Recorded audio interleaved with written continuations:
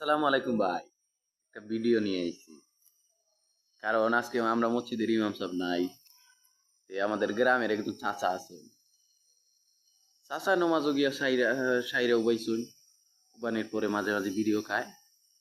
এই মাঝে মাঝে উবানির পর দেখতে পারি যে সময় আসা নামাজের ২ রাকাত জুড়ে গলায় বলতে সূরা বলতে হয় আলহামদুলিল্লাহ। তারপর মনে মনে বলতে হয়। এখানেই বেটা শুরু করে লাইছে জুড়ে জুড়ে। আমি কইলাম আল্লাহু আকবার। আল্লাহু আকবার বলার পর বেটা আবার জোরে জোরে শুরু কইরা লাইছে। আরেক বেটা কয় আলহামদুলিল্লাহি রাব্বিল আলামিন আর রহমানির রহিম। আরেক কয় নমাজের মধ্যে এই জোরে কইও না অস্তে অস্তে অস্তে জোরে কইও না অস্তে। ইমাম সাহেব সারা বিড়ি সিড়ি খায়।